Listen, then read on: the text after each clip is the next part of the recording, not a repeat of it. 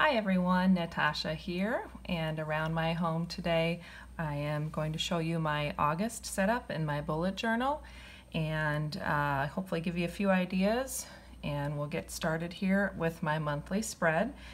First, just a quick note about some of the supplies that I use. I have a ruler.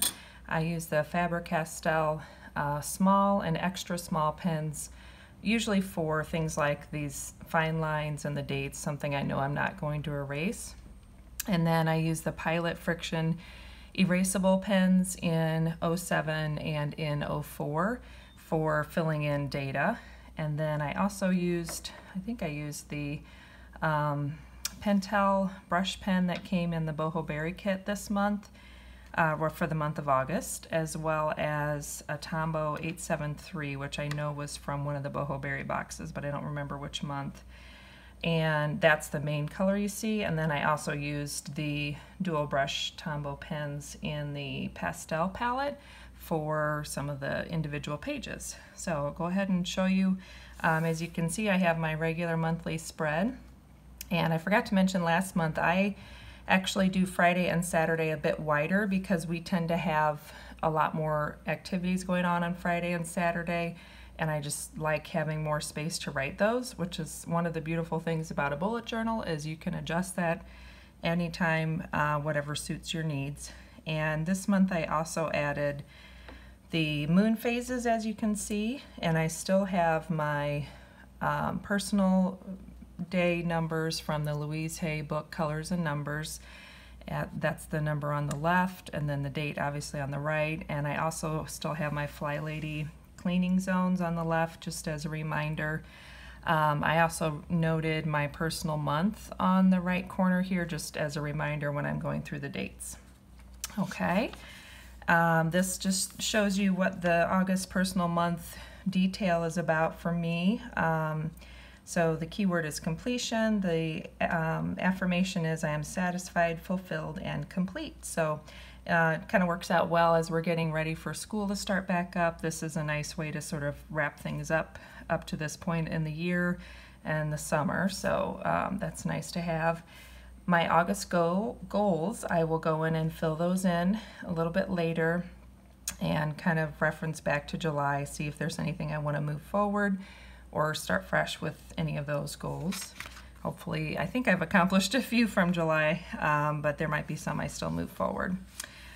Doing the habit tracker one more time, I am kind of having the same problem I usually have lately, where mid to the end of the month, I just seems like I have other things going on and I don't want to go back, or I forget to go back and fill in my habit tracker. But what I've changed for this month is I'm just going to focus on my Miracle Morning tasks and really see if I can get those down.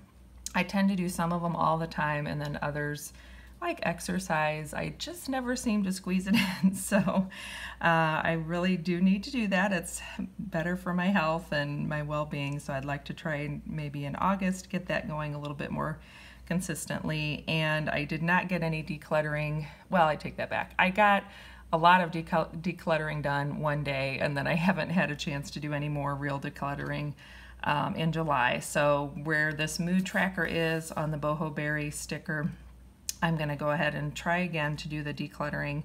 Maybe I'll do the 30 days, 30 bags in 30 days, or maybe not. Maybe I'll just jot down days I've done any kind of decluttering, which I really could have done that in July. Probably my perfectionism just got in the way and I didn't, but you know, live and learn. So maybe for August I'll be a little bit better about that.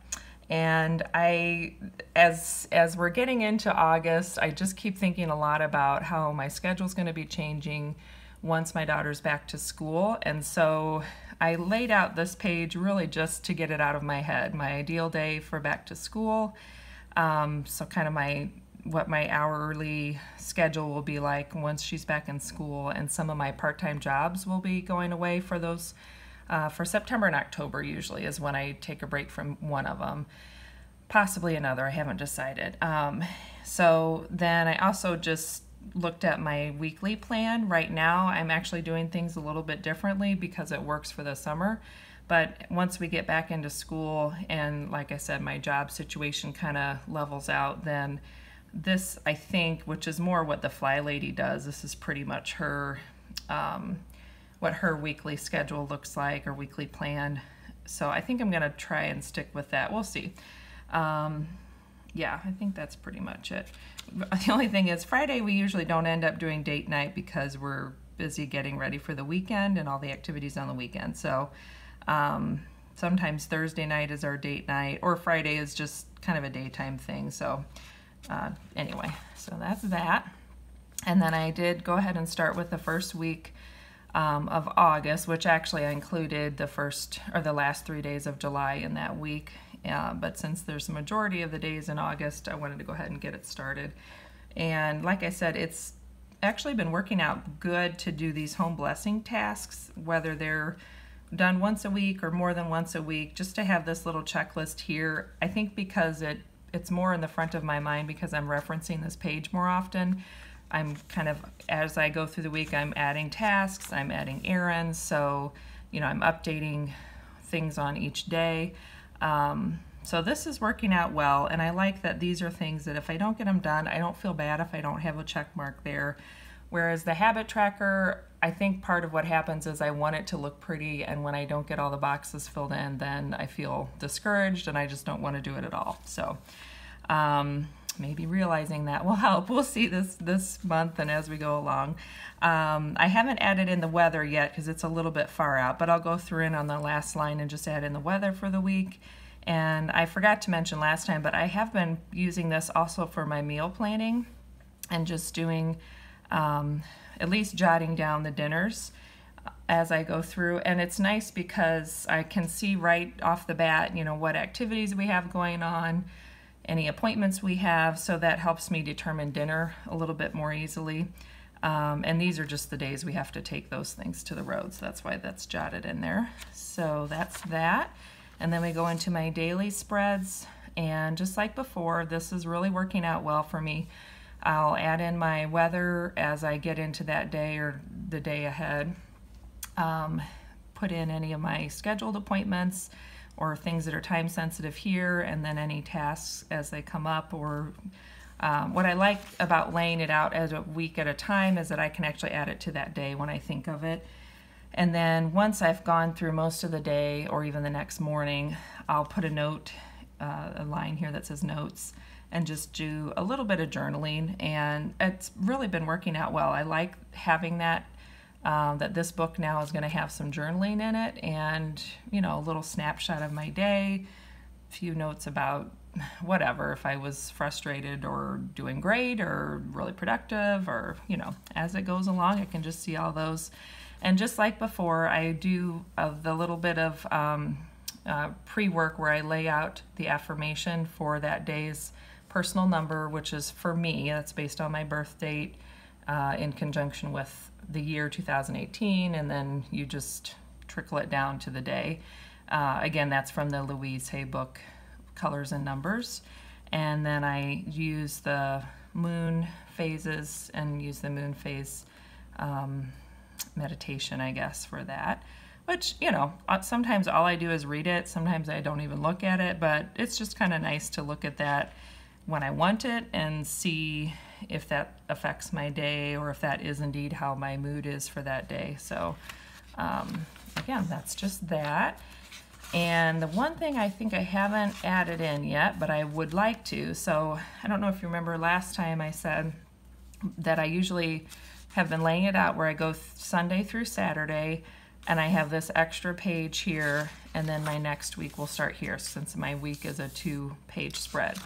And I thought of this last night, and I haven't done it yet, but I'll be filling in our bedtime countdown because it dawned on me the other day that we are going to have a real hard time getting up and getting to school on time I think it's about 4 weeks.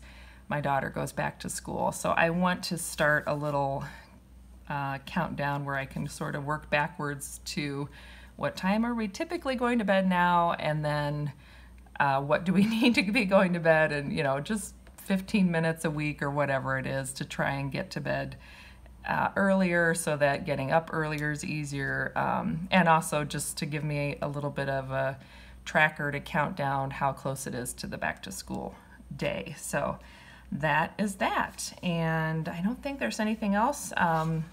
If you have any questions or you want me to go into anything in more detail, I'm happy to do that. I think I will do a separate video about my meal planning because I just got a new, it's a refrigerator, so it's magnetized notepad, and it's from the company More Time Moms, which is who I usually get my annual calendar that hangs on either the wall in the kitchen or the fridge.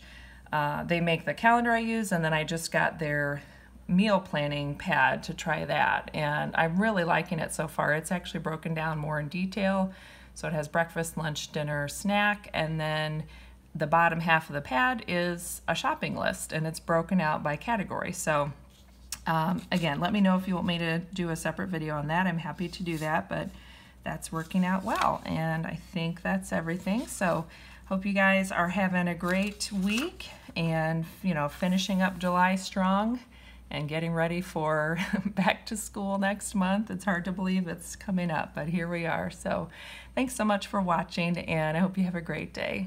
See you next time. Bye-bye.